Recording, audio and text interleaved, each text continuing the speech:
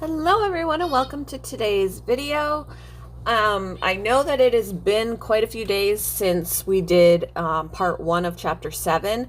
I had been putting other videos up, but it ended up that they were somehow getting all mixed up and out of order. So when it was supposed to still be somewhere in chapter 7, we were doing chapter 8, or when we were supposed to be in chapter 8, we did chapter 7, and I don't know, something got really confused. So I just took the other ones back down up until where it wasn't screwed up, which would have been chapter 7 part 1. And we're going at this again. So this is part 2 of chapter 7. What is gossip and what is it not? When we talk about the concept of gossip, does that mean we can't ever talk about another person when they are not present? I think the answer is no. It may sometimes be appropriate and necessary. So how do we differentiate between what is and what is not gossip? Perhaps this checklist can help. Gossip is when we divulge a secret we were specifically asked not to share. We divulge a secret that we are pretty sure is not meant to be shared, even if we weren't explicitly instructed not to repeat it. We tell a story about someone we have not yet verified to be true. We speak about others in a way that paints them in a negative light so the listener will form an unflattering opinion. We talk in a cryptic way about someone, subtly suggesting something questionable or even scandalous about his or her character. We start out a story with a statement such as, "You know, they say," they can speak for themselves. Quoting "they" as the source of a story is a red flag. They are the origin point of ginormous amounts of gossip.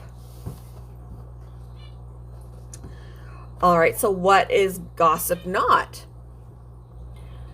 Gossip is not processing a conflict or difficult situation between you and another person or persons with a trusted and tight-lipped friend, family member, mentor, counselor, or support group. The words spoken are straightforward facts, and you make no effort to cast the other person in a bad light.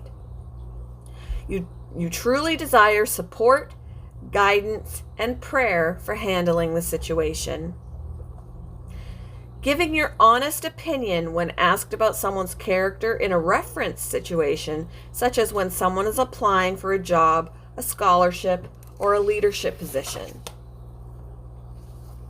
Giving your opinion about another person with words that impart grace, point out the honorable parts of their personality and character, and leave the less than lovely parts unsaid.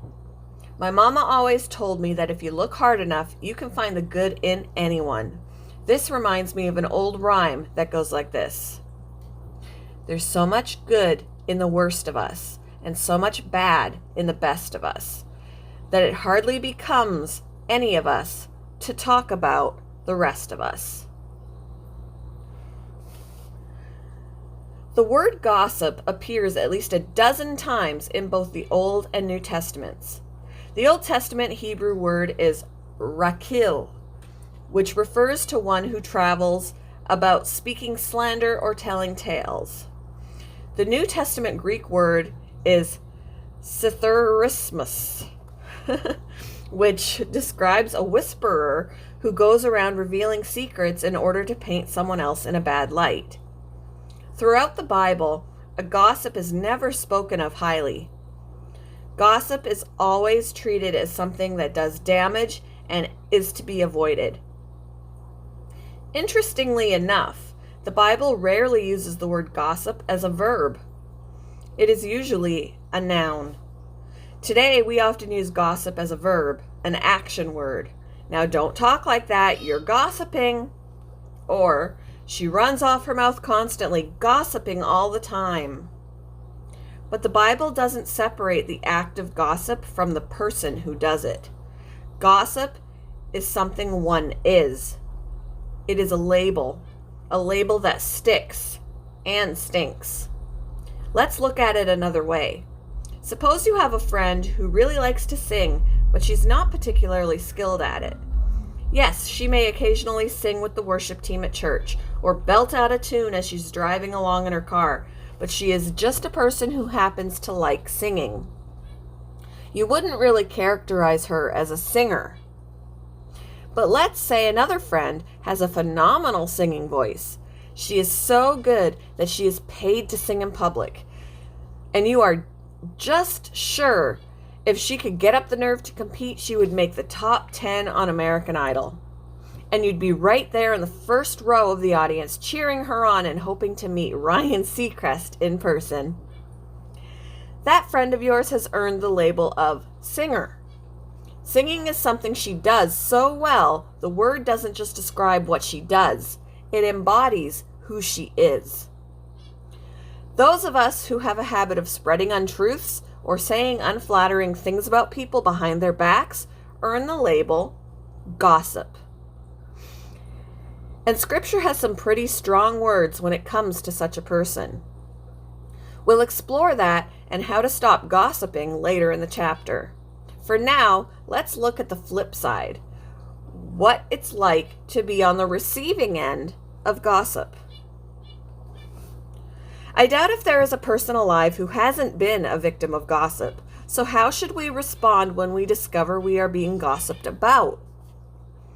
Psalm chapter 31 is a poem filled with raw emotion in which David both praises God and yet also laments the evil ways he has been treated, not just by his enemies, but also his closest friends.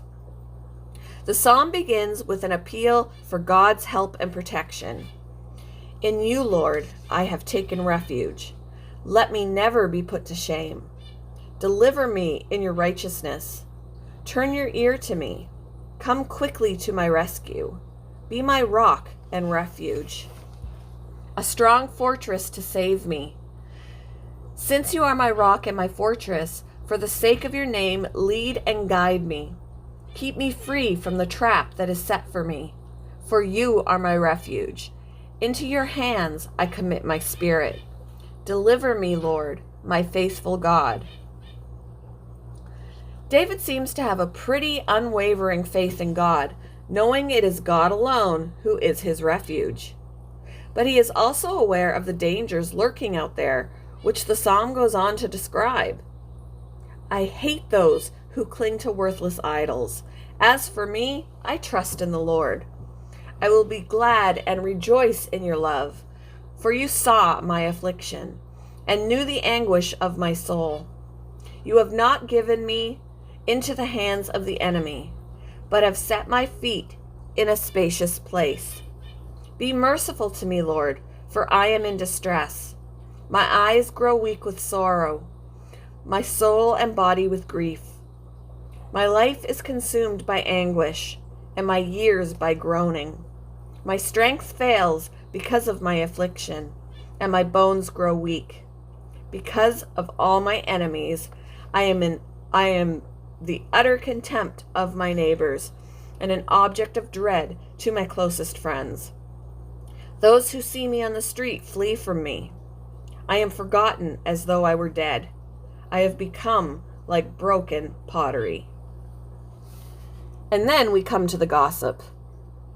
I have heard the gossip of many. Terror is on every side. When they conspired against me, they plotted to take my life. Here the psalm takes a bit of a turn. In verses 14 through 16, David again affirms his trust in God.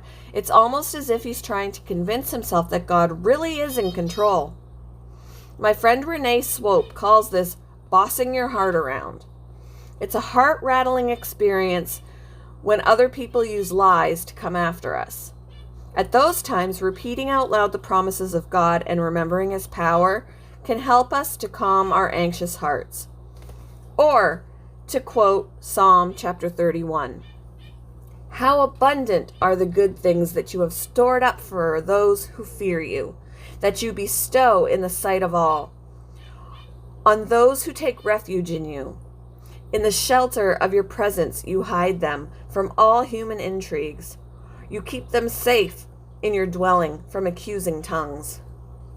David gets his eyes off of the gossip and his enemies and puts them back on God. So often we are tempted to fix our eyes in the wrong place, especially when we know others are talking about us. We can so easily obsess about what they might be saying. During the time in 8th grade when I lost a lot of friends, I knew people were talking about me. I could see groups of girls huddled around a locker in the hallway, laughing and talking as I approached. As I grew closer, their voices got quieter, yet the looks on their faces displayed contempt. I knew notes about me were being passed around school. One time a girl shouted over my head to another to call her later that afternoon. She then said she had new information about you-know-who. The condescending look she shot my way left me no doubt about who that who was. Although I had brought the trouble on myself, the retaliatory gossip hurt me deeply. It was so very hard for me to concentrate on school or most anything else in life during this time. I was consumed with a feeling of dread. I climbed up the stairs of the yellow school bus each morning with a pit in my stomach. I couldn't wait for school to be over so I could go back home and flip on the TV to immerse myself in a sitcom and forget about my troubles. But my troubles were a resilient thing. They kept bouncing back into the forefront of my thoughts. I simply couldn't find a distraction big enough to dislodge them. Sensing something was awry, my mom asked me one day what was wrong. I relayed a condensed version of the story. She gave me a good pep talk, asserting that if girls were acting like that toward me, who wanted them as friends anyway? She went on to point out all of the wonderful characteristics others saw in me and reassured me that I would soon make new friends. But one thing she said really stuck with me. She told me I should care more about what God thought about me than about what others did. I tried to keep that perspective as I went through my day, and it did help. Although at this point in my life I wasn't following God seriously, I did know enough about Him to know that He was more powerful than all the wagging tongues at school.